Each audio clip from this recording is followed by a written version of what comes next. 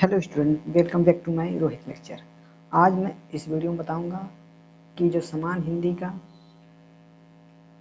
भारतीय भाषाएं के कुछ बहुविकल्पी प्रश्न लेकर आए हैं, तो जो परीक्षा के दृष्टि से वेरी इम्पोर्टेंट है, तो आप लोग इसको ज़रूर देखिए। देखिए, जो हमारा जो पहला क्वेश्चन है, देखिए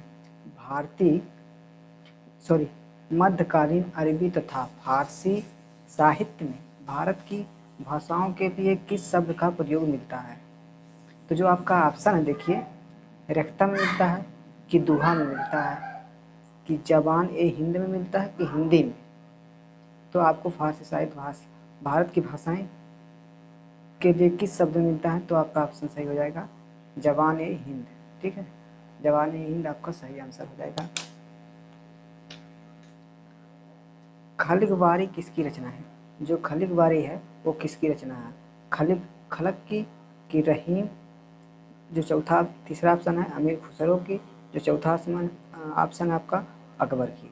तो आपका जो राइट आंसर रहेगा ना, वो आपका अमीर खुसरो का रहेगा। ठीक है, और जो ये आपका पहला रहेगा। ठीक है, फिर देखिए नेक्स्ट क्वेश्चन, खड़ी बोली हिंदी के सर्वप्रथम रचना करने वाले कवि का नाम बताइए। तो आपको बताना रहेगा कवि का नाम। जो खड़ी बोली हिंदी में सर्वप्रथम रचना करने वाले कवि का नाम है, आपका ऑप्शन रहेगा जय सिंह, और दूसरा ऑप्शन रहेगा अमीर खुसरो, तीसरा ऑप्शन रहेगा विद्यापति, चौथा आपका ऑप्शन रहेगा भारतेंद्र।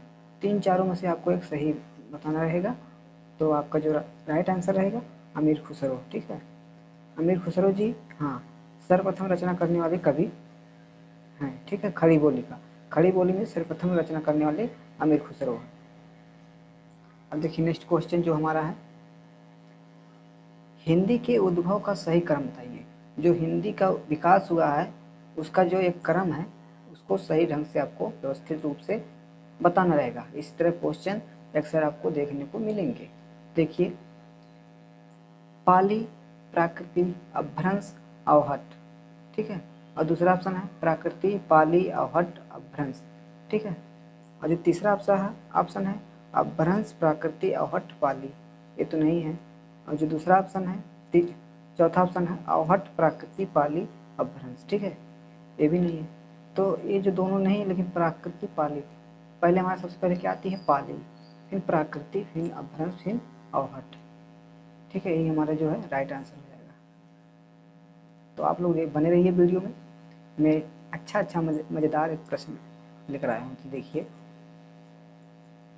और कमेंट में बताइए। अगर जो आपको सही नहीं लगे तो उसको कमेंट कर दीजिएगा। ठीक है, मैं थोड़ा और ढंग से बताने का प्रयास करूँगा। ये देखिए, अपभ्रंश को पुरानी हिंदी में किसने कहा? मतलब अपभ्रंश को पुरानी हिंदी किसने कहा है? गिग्यासन ने? नहीं। श्याम सुंदर दास ने? नहीं।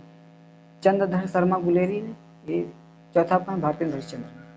तो जो अपभ्रंश को पुरानी हिंदी किसने कहा है, तो देखिए आपका जो हो जाएगा चंद्रधर शर्मा गुलेरी, अर्थात गुलेरी ने कहा था अपभ्रंश को पुरानी हिंदी को माना था चंद्रधर शर्मा गुलेरी। ठीक है,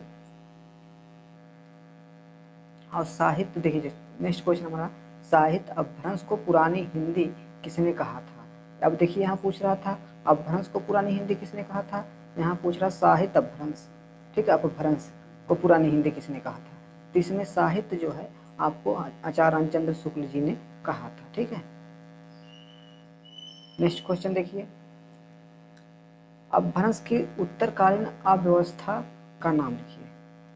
ठीक है, अपभ्रंश की जो उत्तरकालीन अव्यवस्था का नाम है वो क्या है? पाली है आपका पहला ऑप्शन, और दूसरा ऑप्शन है प्राकृति, तीसरा ऑप्शन है आपका संस्कृति, और चौथा ऑप्शन है अवहट। तो जो पाली की उत्तरकालीन अव्यवस्था का नाम है वो अवहट है। ठीक है, उत्तरकालीन जो था वो अवहट है।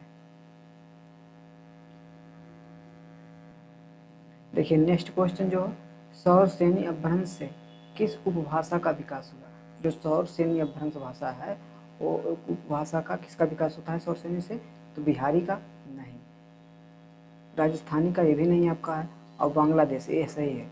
ये जो बिहारी है ना, बिहारी तो नहीं होता है, बिहार तो आपको हिंदी भाषा से रिलेटेड है, लेकिन जो बांग्लादेश है सौर सेनी अपभ्रंश से उपभाषा का विकास होता है। ठीक है, नेक्स्ट क्वेश्चन देखिए, अपभ्रंश और पुरानी हिंदी के मध्य का समय कहा जाता है? यानी अपभ्रंश को पुरानी हिंदी के मध्य का समय कहा जाता है। तो उत्कर्ष काल में, अवासन काल में, संक्रांति काल में, प्राकृतिक काल में। अब किसको कहा गया है, किस काल में? पुरानी हिंदी के मध्य का समय। तो पुरानी हिंदी जो है उसको मध्य का काल को क्या कहा गया है? संक्रांति काल। ठीक है, देखिए जो अपभ्रंश है, अपभ्रंश और पुरानी हिंदी, इन दोनों बीच के काल को हम कहते हैं संक्रांति काल। ठीक है, नेक्स्ट क्वेश्चन देखते हैं, चंद्रधर शर्मा गुलेरी ने किसको पुरानी हिंदी का प्रथम कवि माना है?